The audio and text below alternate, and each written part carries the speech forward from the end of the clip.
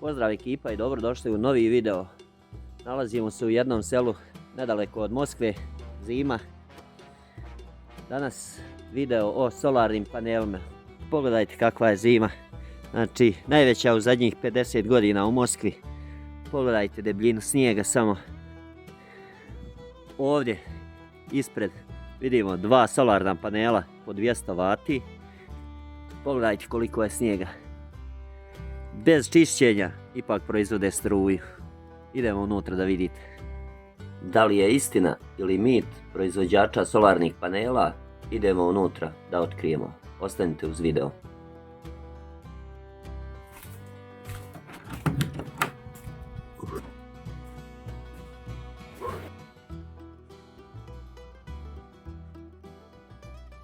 Znači ovako izgleda taj panel. 66 na 148 su dimenzije. Ovdje su specifikacije. Znači tu su specifikacije. Znači monokristal, dimenzije 66 na 148,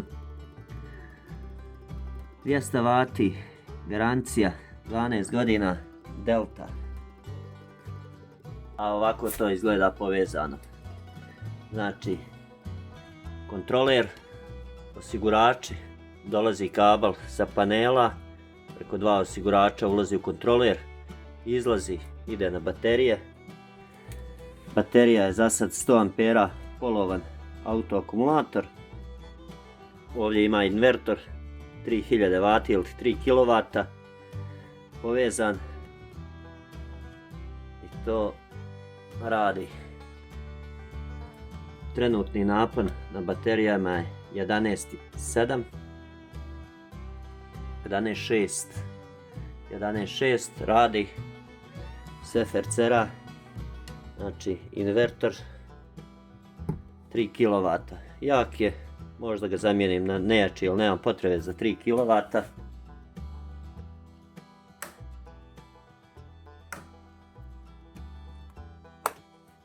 Struje ima dovoljno. Znači pećka radi.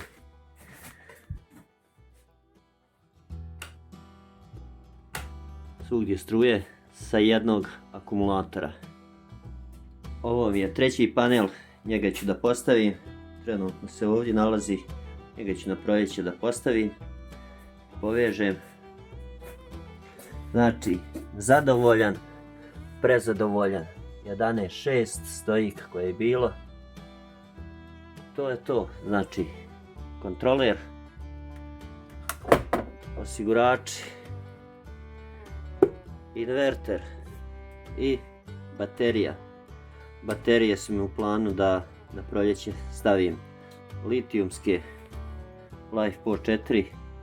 One su najbolje pošto mogu da se prazne skoro skroz i da se ponovo pune, dok ove auto baterije ne mogu da se prazne. Kod mene je nariktano na 10, ne znam na koliko, na 10,4 ja mislim, 11,6 do 10,8 mislim da mogu da se prazne.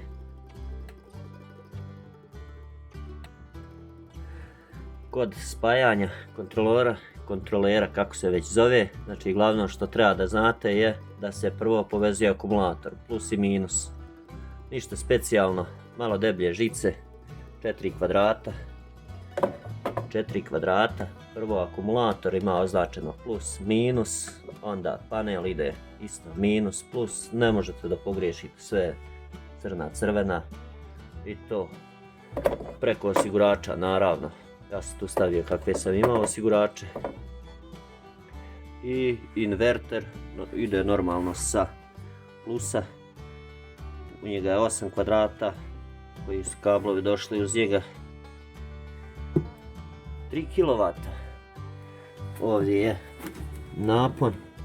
Napon je 223 V. 11,4 napon na akumulatoru. I to je to. Ovdje je izlazna utičnica na koju je povezana sva kuća.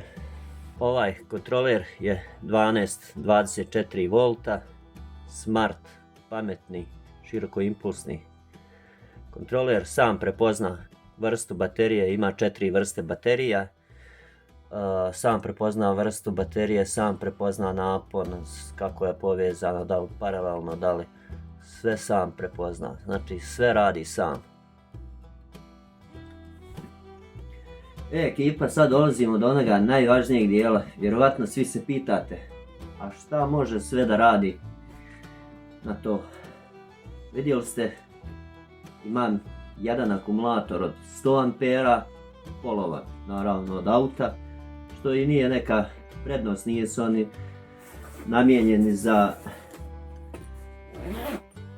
solarne panele, ali daj što daš kad se nema. Šalim se. Prošlu godinu, to jest ovu proteklu, imao sam taj akumulator 100 ampera, imao sam još jedan stari akumulator 60 ampera. Ovo je taj drugi akumulator 60 ampera, ali je toliko bio star da je radio veoma kratko vrijeme. Znači, njega sam našao na vikendici kad sam kupio vikendicu. Ko će znati koliko je to godina ležalo tu. Ali, za ta dva akumulatora radila mi je rasvjeta sva u kući. Sve što sam radio po kući, hiltovka, bušilica, brusilica, radio sam kamin, radio sam prezide, radio sam rigic, radio sam vodu. Sve što sam radio sam preko toga, jer struje nemam. Tražilo sam puno za priključak, nisam neku želju imao ni potrebu da priključim struju. Pa sam se riješio da malo improviziram, da probam, nikad nisam radio panele prije. Tako da sam počeo to da radim. Znači, radila je rasvjeta, radili su instrumenti svi strujni, radio je frižider. Evo imate priliku da vidite frižider. Ništa specijalno, normalni frižider. Nije velik, nije ogroman.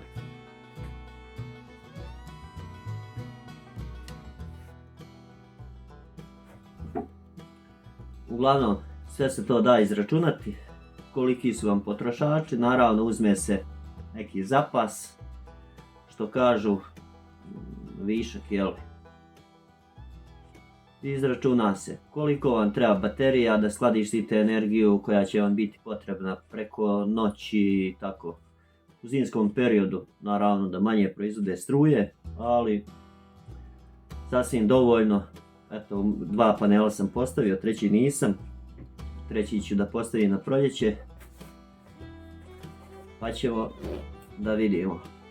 Ko nije zapratio kanal, neka zaprati, udari like, da podrži kanal.